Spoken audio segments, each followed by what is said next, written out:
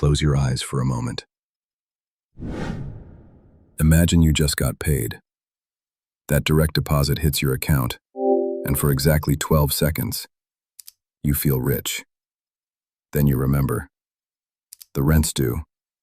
The car payment's automatic. Credit card minimum. Groceries. Gas. Insurance. And just like that, it's gone. But here's what nobody tells you. This isn't an accident. It's not bad luck. It's not even about how much you make. It's a psychological trap.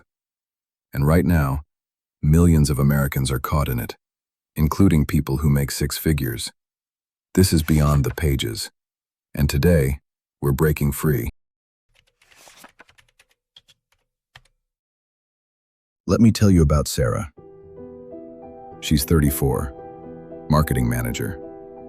Makes $82,000 a year. By any measure, she should be comfortable, right? But last month, when her car needed a $900 repair, she had to put it on a credit card. $82,000 a year, and she couldn't cover $900. Now let me tell you about Marcus.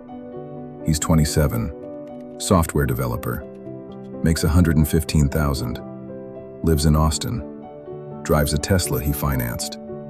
Last week, he checked his savings account and saw $3,000. 3 years of six-figure income, $3,000 saved. Sarah and Marcus aren't stupid. They're not lazy. They're not financially illiterate. They're trapped. And so are 78% of Americans who live paycheck to paycheck. But trapped by what? That's the question we never ask. Because the trap isn't where you think it is. We've been told the problem is wages, that people just don't earn enough. But if that were true, why do people who make $30,000 struggle the same way as people who make $300,000?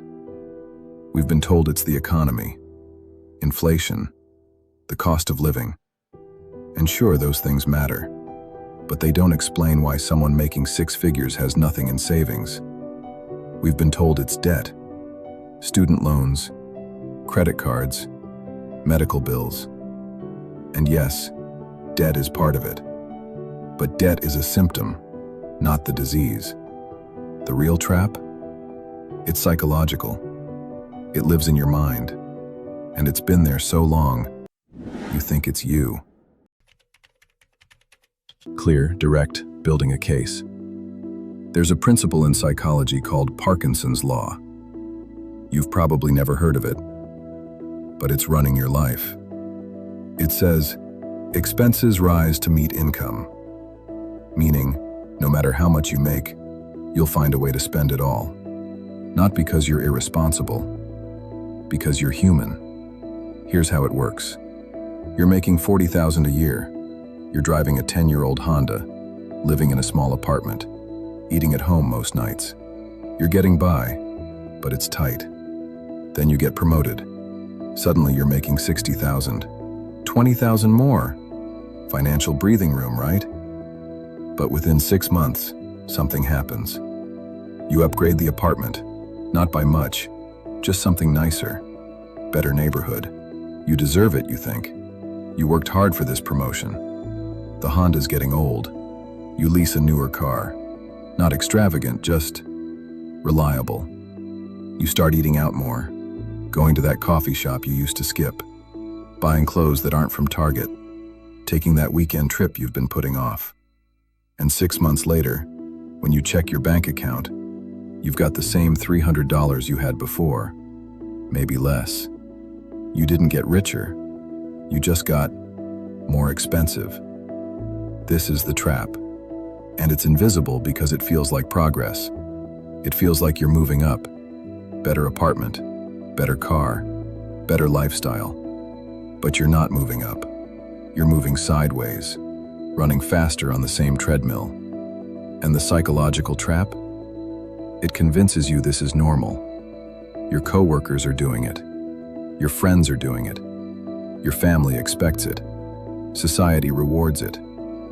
Instagram celebrates it. So you keep doing it. Year after year, raise after raise. getting nowhere.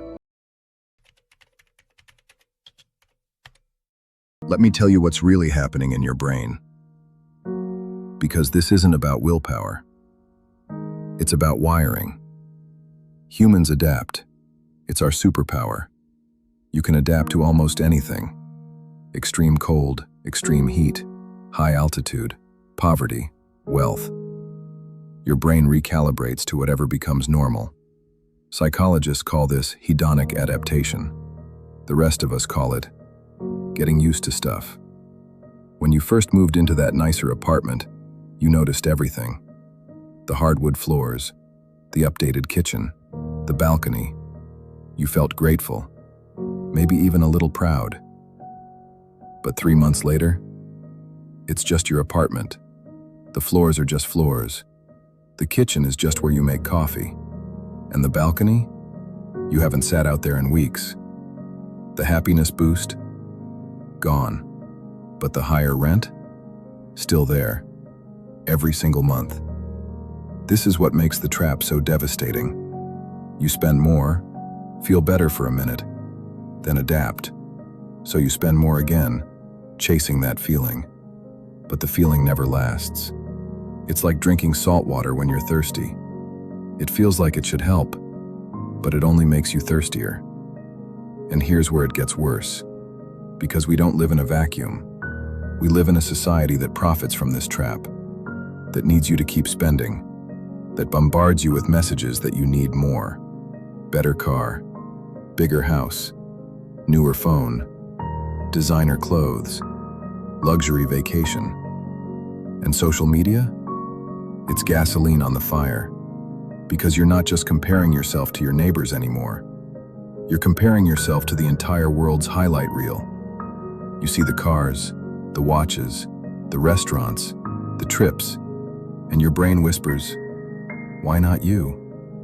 So you buy the watch you can't afford, take the trip you have to finance, post the photo, get the likes, feel good for an hour, then pay for it for the next 3 years.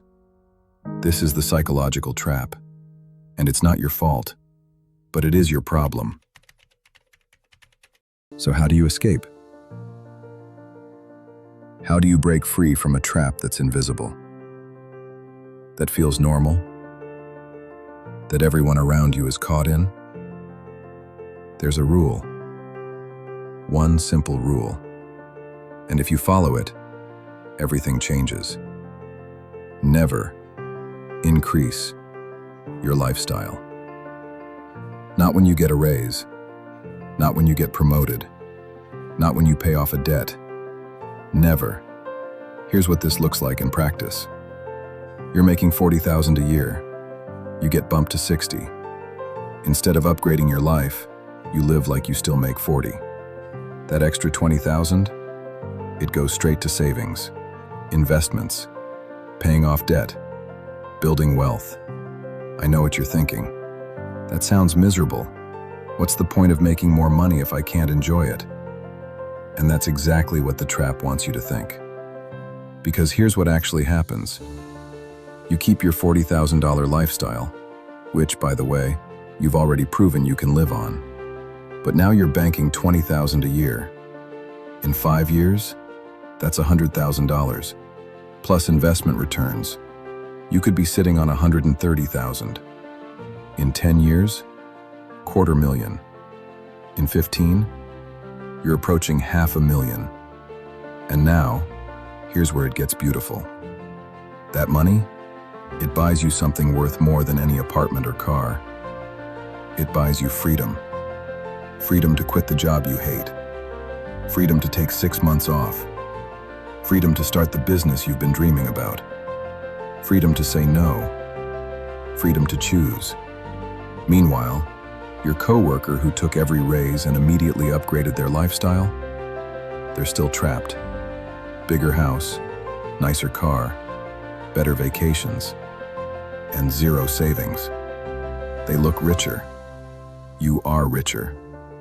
Now, I'm not saying never enjoy your money. I'm not saying live like a monk forever. But here's the strategy. Delay the lifestyle inflation. Every time you get a raise, bank it for 1 year. Just 1 year. Let it pile up. Watch your net worth grow. Feel what it's like to have options. And then, if you still want the nicer apartment, get it. But make that choice from a place of wealth, not desperation. Let me bring this home. Because this isn't just about money. It's about who you become. Path 1. You do what everyone else does. Every raise becomes a new expense. Every promotion becomes a bigger house. You look successful. You feel successful. But 20 years from now, you're still one paycheck from panic. Path 2. You break the pattern. You refuse to inflate your lifestyle. Your friends don't understand. Your family questions you. You're driving a car that's not good enough. Living in an apartment you should have outgrown. But quietly, invisibly, you're building something real. Your net worth grows. Your investments compound. Your options multiply. And 5 years in, when your company announces layoffs, you're not scared. Because you have 6 months of expenses saved. Then a year. Then 2 years. Then you realize you don't actually need this job anymore. This is what the trap steals from you. Not just money. Agency. The ability to choose your life instead of having it chosen for you. Look, I'm not going to lie to you. This path is harder. Watching your friends upgrade while you don't? It stings. Explaining why you're still driving that old car when you could afford better? Exhausting. But 5 years from now, 10 years from now, when they're still trapped and you're free, you'll know you chose right. So here's my question for you. Right now, today, what do you actually want? Do you want to look rich or be rich? Do you want to impress strangers or free yourself? Do you want to stay in the trap or walk out? The door's not locked. It never was. You just have to stop and choose differently. This is Beyond the Pages.